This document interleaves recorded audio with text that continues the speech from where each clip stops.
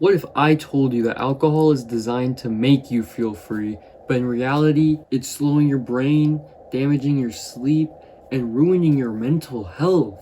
You are told that alcohol helps you calm down, relieve anxiety, or even make you socialize more. However, I want to discuss how it isn't helping you calm down. It's your brain shutting down. When you consume alcohol, it slows down your dopamine and your GABA systems. It is making your nervous system numb. This is why when you drink so much alcohol, you black out because your brain is shutting off. Alcohol is biologically a neurotoxin. It crosses the blood-brain barrier and tampers with the brain chemistry, the GABA system, glutamate, dopamine, creating short-term relief but long-term imbalance in your brain. Even one single beer can disrupt your REM and your sleep cycle. While some people find that drinking alcohol helps them fall asleep more easily, alcohol does actually harm your sleep. It doesn't take much either to mess with your sleep. When you go to bed with alcohol in your system, you're more likely to experience a deep sleep state and less REM sleep than usual, at least initially. Later in the night, once your body has metabolized the alcohol, you're likely to experience a rise in N1 sleep, the lightest stage of sleep. This can lead to frequent wakings and low quality sleep. For people who snore or have sleep apnea, which is a disorder that causes repeated pauses in breathing during sleep, alcohol does tend to make these symptoms worse. I won't get into the details about that in this video, but if you want me to get deeper into this, let me know in the comment section below. And while you're there, hit that like button and subscribe while you're at it. Heavy alcohol use can also contribute to the development of insomnia, which is a sleep disorder that is described by having difficulty falling asleep and staying asleep. 3/4 of people with alcohol dependence experience insomnia symptoms when they drink. People who are in withdrawal or early recovery from alcohol addiction also commonly experience insomnia.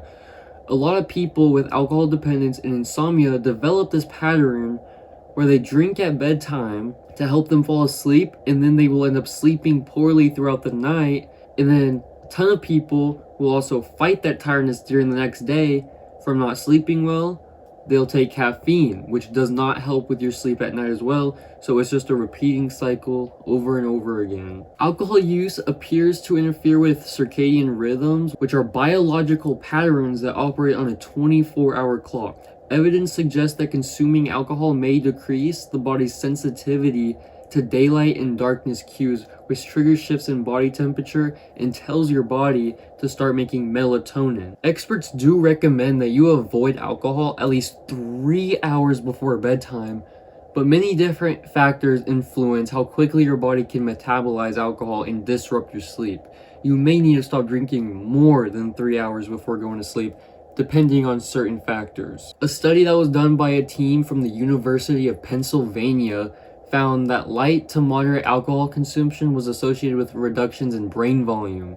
Even with a few beers or glasses of wine a week, like 1 or 2, there may be risk of damaging your brain and literally shrinking it. The more alcohol you drink, the worse your brain is being damaged.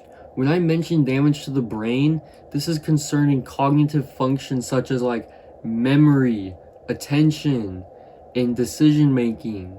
Multiple brain functions that are important to your daily life. What is dopamine? Dopamine is a neurotransmitter, a chemical in your body that transmits information and signals between brain cells and throughout the body.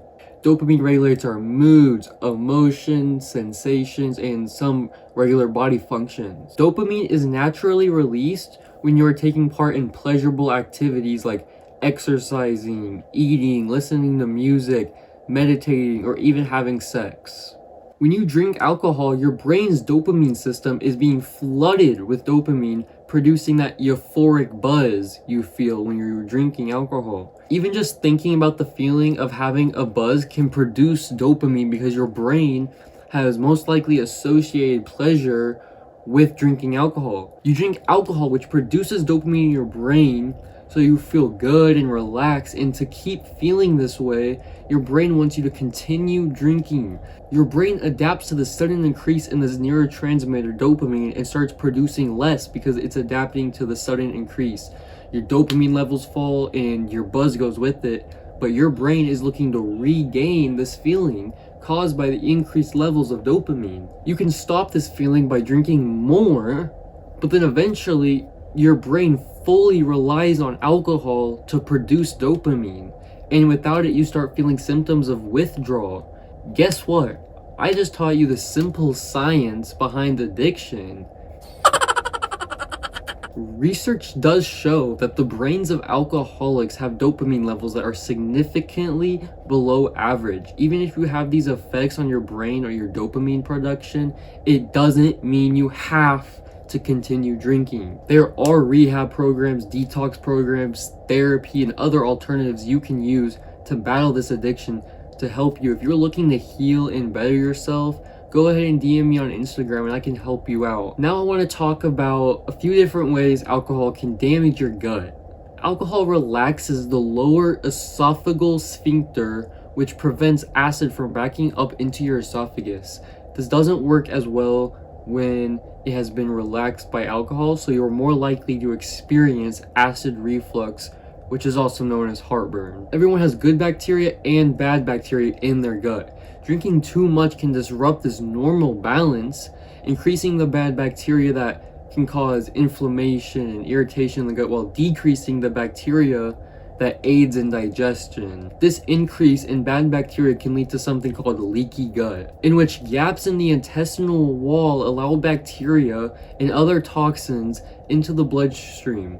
Excessive alcohol consumption leads to leaky gut, decreases gut absorption, and increases the production of bile in the liver, all of which can lead to diarrhea.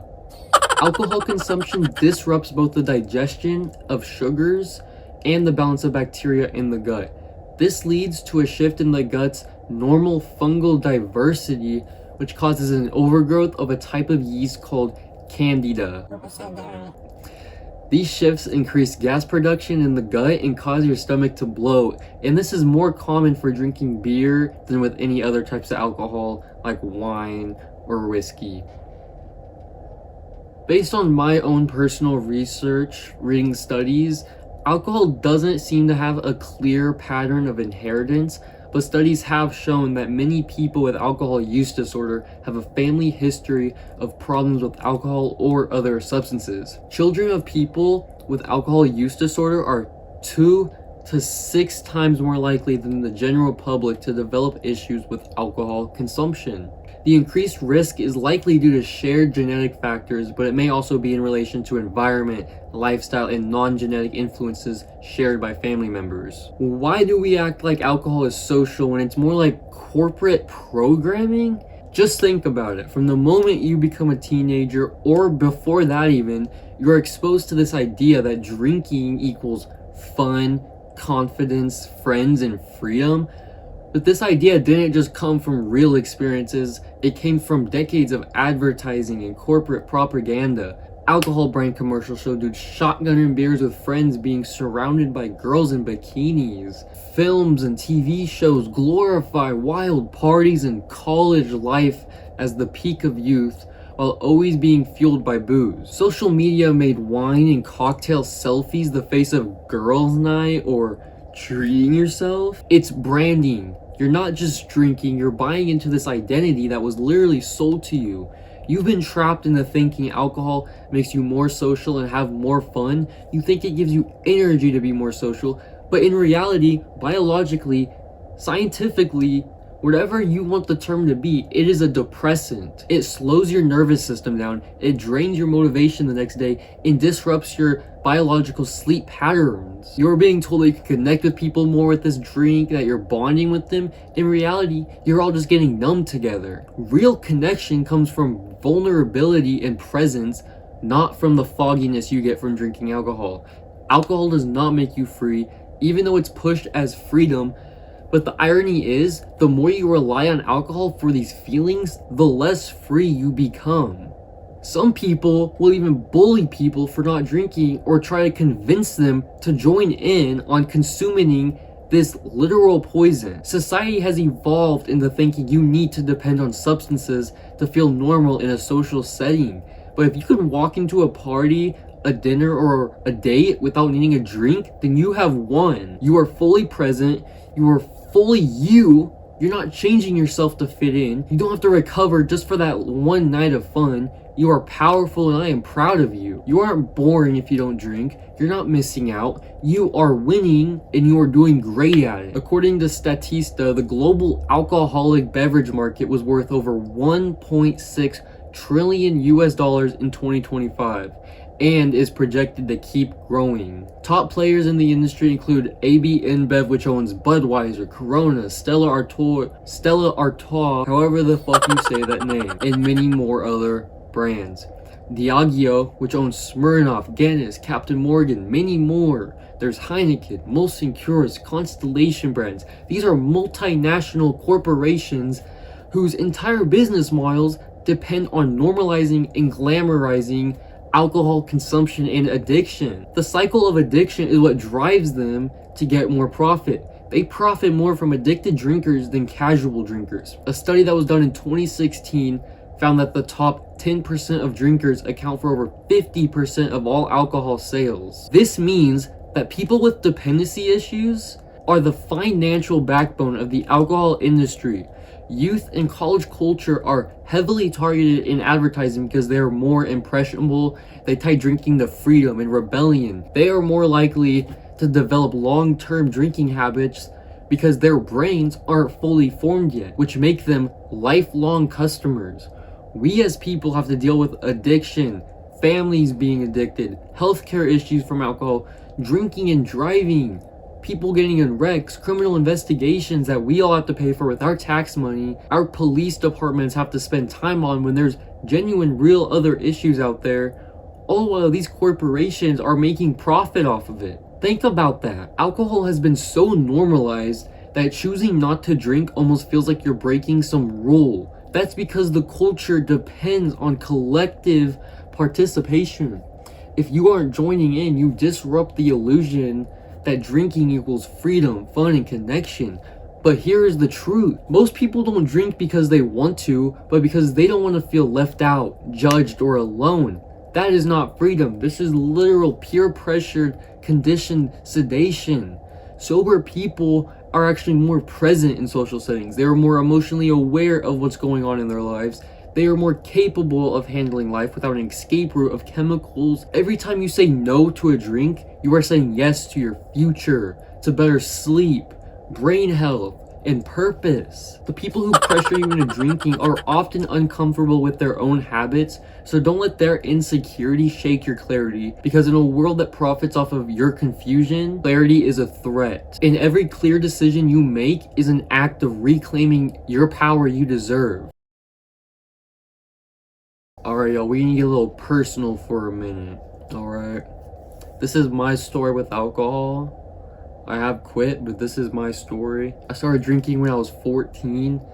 Not like some, oh, I drink once at a party or I drink every now and then. It was like drinking every night. I was in pain. I didn't know how to deal with my life. And after my dad and his wife separated, it hit harder than I thought it would and kind of ruined me in a way. So it got even worse after that. I didn't have anyone to tell me it was bad for me. The dude literally bought me alcohol for my 15th birthday, encouraging me to drink. When the only adult in your life at the moment encourages that kind of behavior, it kind of becomes part of your identity. I was already going through a lot of stuff, depression, trauma, real life things that people couldn't see or understand on the outside. Alcohol became the only thing that helped me not feel that pain at all. I didn't want to face my problems like I should have. I just wanted to be numb. So I drank and drank a lot. And I surrounded myself with other people who drank too. Because that's what you do when you're trying to literally disappear. You find people who are doing the same thing. There were nights where I would literally black out for fun, on purpose. I thought I was free and living, enjoying life and just going with the flow. But now when I look back at it, and man, I just regret it. I regret it so much. I wish I could change things, but it's just part of life. You do something, take the consequences. And you just gotta forgive yourself over time. Because we're all humans, we all make mistakes, but we as the person that makes a mistake, has to take the consequences of it and face our problems. I regret wasting over a year of my life. I was lost. I was hurting. I had no sense of who I was or who I could be. I would show up to school drunk. That's low. That's low. It's embarrassing even. Some days I can't even remember what happened. Like, who even was that version of me? Here's the thing. I didn't quit because I suddenly realized it was bad for me. I didn't have some type of spiritual awakening. I quit because someone gave me an ultimatum. They said, you either stop drinking or you lose this connection forever. That feeling of losing that connection that I won't get into it, but it really hurt me and made me think. So I started trying to quit. I struggled. It was really hard. The temptations everywhere. It was all around me. I couldn't quit. I struggled, but eventually I did get there. I would quit for a couple weeks, start drinking again, a couple days later, a couple weeks later. It was hard. It never was easy, but that moment was the wake-up call that I needed. So I quit a month before I turned 16. The last sip of alcohol I took was on Christmas Eve of 2023. It hasn't been a perfect journey, but my life has completely changed. Even though I only drank for a short amount of time, I drank enough to know where I was headed, and it wasn't good. I saw the damage it was doing to my body, my mind, my relationships, my soul. I was hiding from real life. I'm not making this video to shame anyone for drinking or trying to demonize alcohol, but I just want to give some people an insight into the research and personal experience I've been through so people can use this knowledge to their benefit to help themselves. I'm not saying don't stop drinking alcohol if you don't want to. I just want people to be aware of the dangers and the effects it can cause your body and your health. If you're watching this and you felt the need to escape or feel something, or if you're stuck in this cycle of addiction, just remember that you aren't broken, you were just hurt. You don't have to keep numbing yourself from that pain just to survive. You can face it, you can heal it, you can live. Thank you guys so much for watching. If you enjoyed this video, please hit the like button and consider subscribing so I can keep spreading my message about mental health to the youth.